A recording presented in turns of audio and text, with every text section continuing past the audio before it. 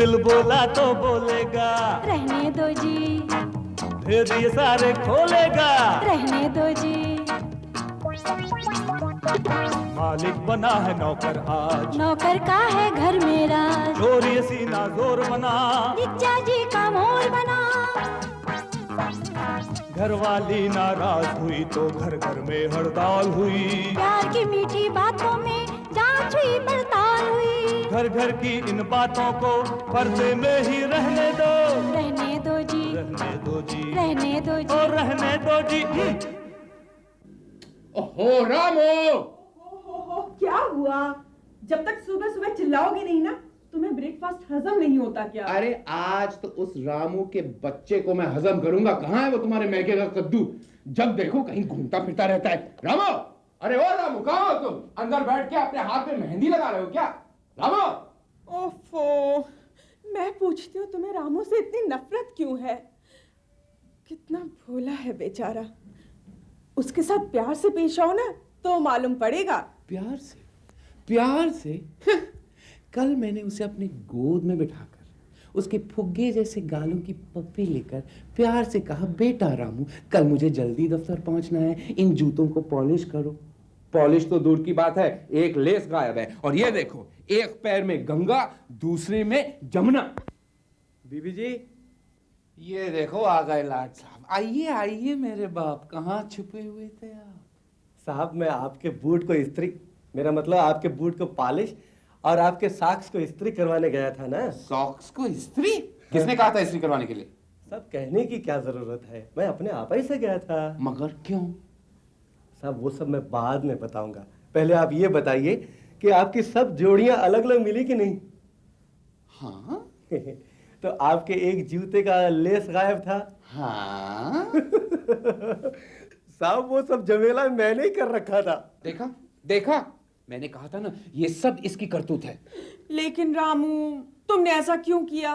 क्योंकि कल रात साहब ने मुझे बताया था ना कि आज उनके ऑफिस में बहुत बड़ी पार्टी है, बहुत बड़े बड़े लोग आने वाले हैं, इसलिए मैं चाहता था कि साहब अच्छे जूते और अच्छे सॉक्स पहन कर जाएं, ताकि उन बड़े बड़े लोगों के सामने साहब की इंप्रेशन पड़े। देखा मेरा रामू कितनी आगे की सोचता है। तुम्हारी प्रेस्टीज का कितना ख्याल है उसे। Prestige, Prestige, Prestige.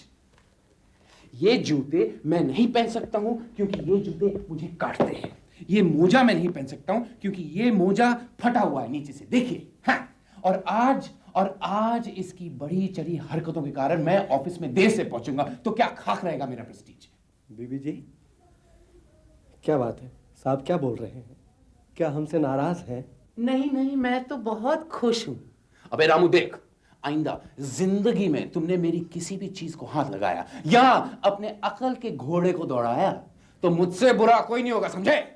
साहब आप मुझे डांट रहे हैं, मेरे बदन को हाथ लगा कर देखिए, 115 डिग्री बुखार है मुझे, और इसके बावजूद मैं आपके पीछे पड़ा हूं सुबह से। पूछो क्यों?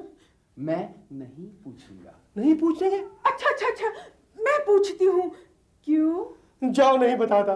बताओ ना, क्यों?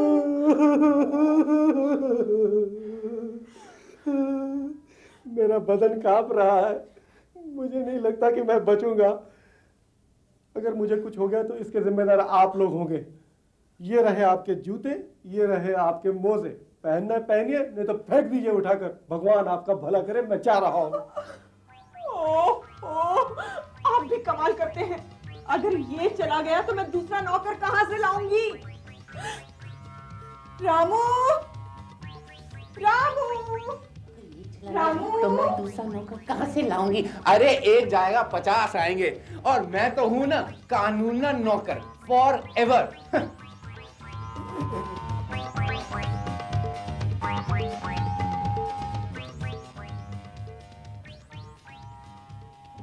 जरा सुनिए तो। अच्छा सुनो, मैं चलता हूँ। ये यहाँ क्या कर रहा है? इसे 104 डिग्री बुखार है, मैं इसे किचन में सुलाती क्या? ओह ठीक है, मैं चलता हूँ। रात को मैं देर से आऊंगा, बहुत इंपॉर्टेंट मीटिंग है, और फिर पार्टी वार्टी भी है। वो सारे डॉक्टर को फोन तो कर दीजिए। डॉक्टर को? इसके लिए? प्लीज कर दीजिए ना। ओह ठीक है।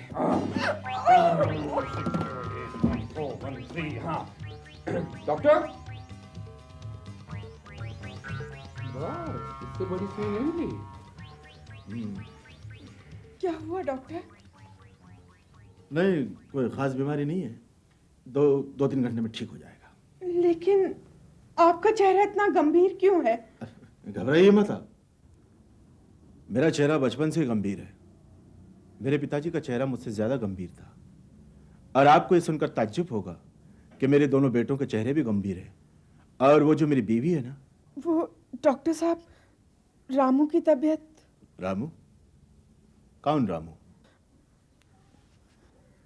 ओ हाँ, रामू। घबराने की कोई बात नहीं, कोई खास बीमारी नहीं है। लेकिन कभी कभार मामूली भी बीमारी आदमी की जान ले लेती है।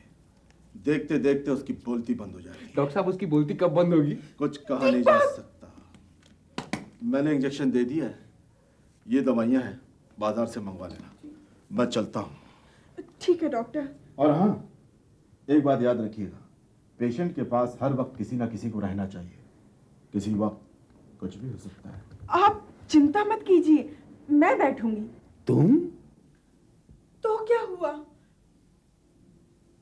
आखिर नौकर भी तो एक इंसान ही है। नौकर तो इंसान है, लेकिन ये? वाह वाह, बड़े उठी कोटि के विचार है आपके सरला जी। आपको इनसे कुछ सीखने चाहिए। डॉक्टर साहब, आपके फीस? इसकी क्या जरूरत है? ठीक है। अच्छा, मैं चलता हूँ। नमस्ते। अच्छा, मुझे भी देर हो रही, मैं भी चलता हूँ। अरे कमाल हो गया। दवाइयाँ कौन लाएगा? क्या मैं लाऊं अभी? तो कब लाओगे? इसको कुछ हो जाने के बाद। अच्छा ऐसा करो, तुम इसके पास बैठो और मैं दवाइयाँ ले आती हूँ। अच्छा ठीक है। नहीं नहीं नहीं नहीं, तुम बैठो, मैं दवाई लेके आता हूँ। थोड़े से, मेरा मतलब 2-4 डजन फल मेरे लिए ले आना। पड़ा पड़ा खाता रहूंगा। हाँ, जरूर लाऊंगा, जरूर मेरे प्यारे दुलारे रामू। गधा कहीं का। क्या कहा? गया और अभी फल लाया। बीवी जी, आज साहब को ऑफिस नहीं जाने देना है। आज अपने काम में हाथ बटाने के लिए कहना साहब को। मैं बिस्तर पे पड़ा हूँ ना, और डॉक्टर साहब ने भी आपको मेरे पास बैठने के लिए कहा। तू फिक्र मत कर रामू, सब कुछ ठीक हो जाएगा। वो ना नहीं कहेंगे। मैं जाऊंगा, ऑफिस जाऊंगा, जरूर जाऊंगा। अच्छी पार्टी जो है। देखो, घर का एक आदमी शायद अपनी जिंदगी की आखिरी घड़ियां गिन रहा हो। No such luck. और तुम्हें पार्टी की पड़ी है। तुम क्या चाहती क्या हो? कि मैं उस घोंचू के पास? क्या कहा? मेरा मतलब है रामू के पास सारा दिन बैठा रहूं, ये मुझे नहीं होगा। मैंने बैठने को कहा। उसके पास तो मैं बैठूंगी। तुम तो जरा घर का काम। क्या? घर का काम यानी चूल्हा चौका, झाड़ू पोछा। ये मुझसे नहीं होगा। ओह, देखो ना, एक दिन तुमने अगर घर का काम किया तो यहाँ की दुनिया वहां तो नहीं हो सकती। आखिर हम दोनों की गृहस्थी है ना। लेकिन तुम एक तीसरे आदमी के लिए मुझसे ये सब करवा रही हो। अब मैं तुम्हें आगे से कभी कुछ नहीं कहूंगी। ये तो मेरी गलती हो गई जो मैंने तुम्हें काम के लिए कहा। अब तो अगर मैं बीमार भी पड़ जाऊं ना और काम के बोझ से मर भी जाऊं, तभी तुम मेरी मदद के लिए मत आना। अच्छा बाबा, अच्छा, मैं काम करूंगा। आखिर तुम मेरी इकलौती बीवी तो हो ना। दूध देने वाली भैंस की लात भी सहनी पड़ती है। क्या?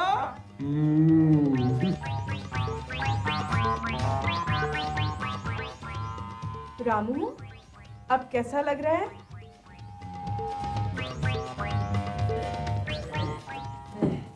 आप बहुत अच्छा लग रहा है। एक सेब और काट दूं? दे दो। पड़े पड़े और कर ही क्या सकता है बेचारा रामू। साहब, अगर आपको खाना है तो आप भी खा लीजिए। बीवी जी, एक सेब काट कर साहब को भी खिला दीजिए। बहुत देर से नजर लगा रहे हैं। हाँ। देखो जी, किसी के खाने पे नजर नहीं रखते, बहुत बुरी आदत है। अच्छा रामू, मैं तुम्हारे लिए कॉफी लेकर आती हूँ। जी। साहब, मैं बहुत देर से देख रहा हूँ, साफ सफाई तो आप मेरे से भी अच्छी करते हैं। पहले भी आपने कभी किसी के घर में ऐसी साफ सफाई की है? अबे सुन नालायक कहीं के, ये सब तेरी वजह से हो रहा है। मेरे बस का होता मैं तो बीवी जी! क्या हुआ? कुछ नहीं, मैं तो सेब काट रहा था। ना। हाँ। अच्छा रामू, ये लो कॉफी। धन्यवाद। दीपक डार्लिंग, प्लीज जरा फर्श भी धो देना ना। मैं जानता था। अब मेरी बहुत धुलाई बाकी है। अरे दीपक, जरा देखो तो बाहर कौन है। देखता हूँ मेम साहब। अंदर बाहर, अंदर बाहर। हाँ जी। सरला श्रीवास्तव का घर यही है? हाँ जी, लेकिन आपका क्या काम है उनके साथ? चल परे हट। तू कौन होता है मुझे पूछने वाला? मैं नौकरों की मुंह नहीं लगती। सरला कहाँ है? सरला? अरे मौसी, तू? पाए लागू मौसी। भाई मैं तुम्हारी शादी में नहीं आ सकी। I am really sorry. तो इसमें सॉरी की क्या बात है? उस टाइम तो अमेरिका में थी तो नहीं आ सकती थी, अब कैसे आई? क्या बताऊं सरला, कामकाज के सिलसिले में यहाँ वहाँ भागदौड़ तो करनी पड़ती है ना, बस इसी सिलसिले में यहाँ आई हूँ। कल लौट जाऊंगी। चलो किसी बहाने आई तो सही ना। सरला, तूने बड़ा बदतमीज नौकर रखा हुआ है। मुझे देखते ही पूछता है कौन हो तुम, क्या करने आई हो, किससे मिलना है, वगैरह वगैरह। मौसी वो तो मेरे। हाँ हाँ, तुम यही कहना चाहती हो ना, ये नौकर तो हमारे यहाँ बहुत सालों से काम करता है। लेकिन एक बात याद रखना, नौकर को नौकर की जगह पर ही रखा जाता है। बेबी जी। ये किसकी आवाज है? वो मौसी हमारा नौकर है रामू। ओफो, कितना शोर मचाता है ये। लगता है तुम दोनों ने इसे बहुत सर पर चढ़ा रखा है। खैर तू फिक्र मत कर, अब मैं आ गई हूँ ना, मैं इसे सीधा करूंगी। कहाँ है रामू का बच्चा? मौसी,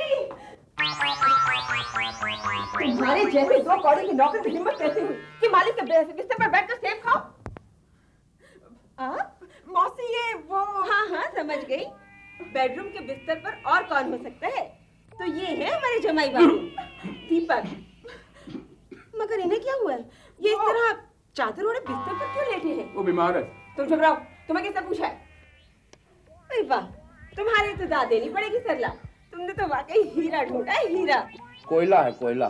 क्या? नहीं नहीं, मेरा मतलब है हीरा तो कोयले की खदान से ही निकलता है ना। तू चुप रह, तुझे किसने पूछा है? जा जाकर अपना काम कर।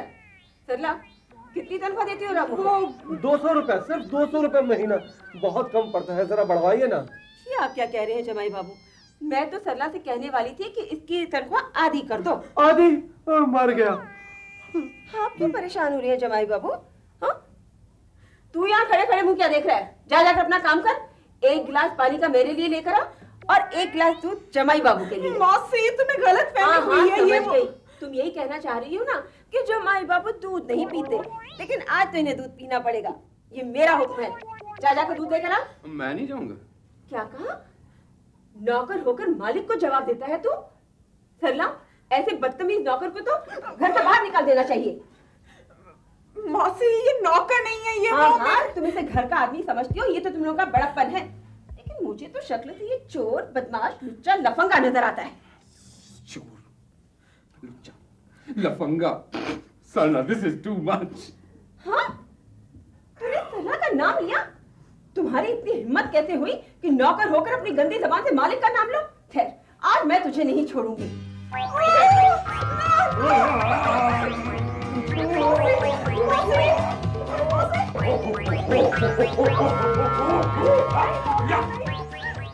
जाने कैसे तुम लोग इस बदतमीज नौकर को बर्दाश्त करती हो। खैर, अब वो यहाँ कभी नहीं आएगा। सरला, तू जरा यहाँ आकर बैठ। तू देखो, मैं तुम लोगों की शादी में नहीं आ सकी। मौसी पहले मेरी बात तो सुनो। तुम्हारी बात मैं बाद में सुनूंगी, पहले मेरी बात सुन ले। ये देख, ये है हीरे की अंगूठी, असली हीरे की, 50,000 रुपए की है। लाओ तो जमाई बाबू, आप क्यों नहीं लाओ तो? अरे लाइए लाइए, अरे लाइए मौसी ना। देखा, अब मौसी का मुंह बंद है। अब मौका अच्छा है, उसे बता दो कौन कौन है और कौन कौन है। मैं और नहीं बर्दाश्त कर सकता।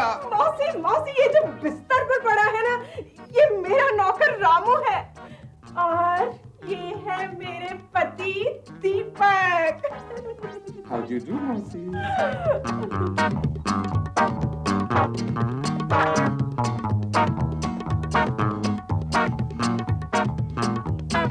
Thank you.